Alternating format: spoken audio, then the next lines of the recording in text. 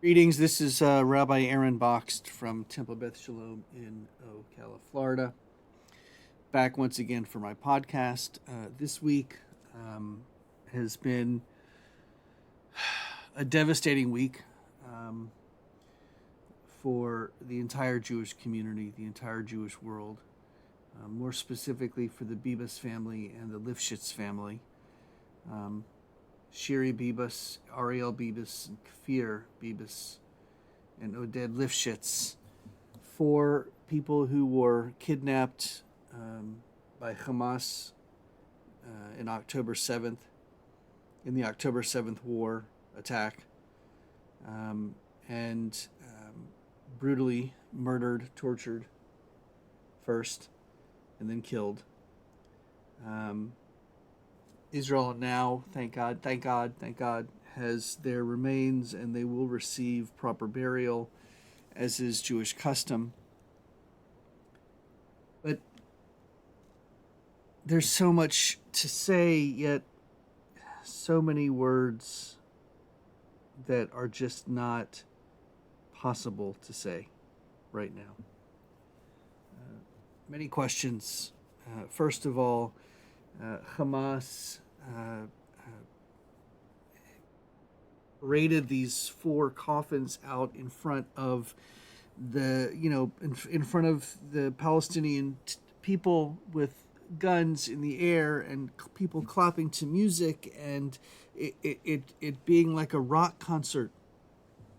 And these were people who were tortured and killed by Hamas and civilians as well in the Palestinian, in Gaza Strip.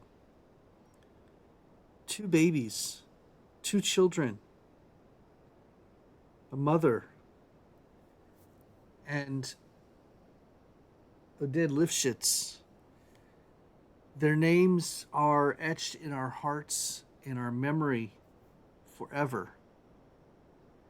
We say Zichronam Livracha, may their memories be for a blessing, and of course, their memories will be for a blessing because that's how we have hope. And I know there are members of the non-Jewish community out there that are just as agitated and upset and devastated by this, and even some who are speaking out against Hamas and against the atrocities and who are being righteous Gentiles. Thankful as a Jewish community for them, whether they're politicians in the United States or uh, um, people from various different backgrounds around the world that are speaking out. Thank you on behalf of the Jewish community.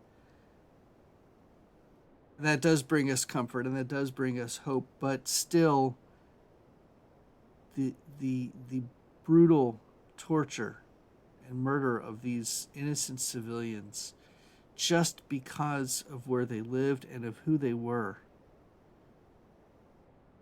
Hamas is not an organization of peace. Hamas is not an organization uh, that adheres to any laws of morality or any laws of peace, or all they care about and all they do is whatever they want. And they have there's nothing to say to excuse what they have done. And I'm not going to sit here and say, "Oh, well, there's this and there's that." No. I am only talking about what Hamas has done and what those who were not in Hamas, who tortured, who played a part in the torturing and the killing of these innocent human beings. It is terror. It is pure, unadulterated evil. Evil on earth. And I only hope that there is some way in which the families, the Bibas family and the Lifshitz family, can find some way to be comforted and to keep hope alive for the future. My heart is broken for them. The tears are easily streaming for them. But we can't give up hope. We have to believe that there has to be a way for this to end peacefully, or just without any more death, without any more torture.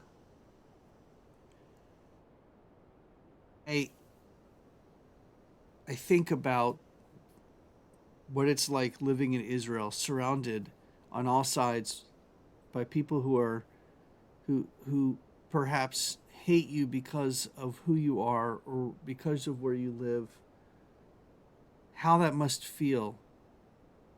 And then when something like this happens, when there's an attack and then a war follows and then torture and murder continues, my heart goes out to all of my Israeli friends and family and all Israelis that I don't know and all innocent people in the world.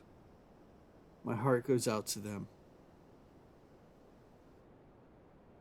Shiri, Ariel, Kfir, Oded, Zichronam Livracha, may your memories always be for a blessing. And I conclude my blog, my podcast this week, with a prayer that I wrote today. Look at their pictures, know their names. There are no words to describe the agony felt by their families. Today the tears flow easily as my heart is torn. I turn to the words of my heart for some sort of comfort. I close my eyes, starting to pray, wondering what is next. I know God hears me. When will we hear God? Day by day we trudge forward, and the pain just lingers. For so long we hoped. Do we still hope today? We mourn.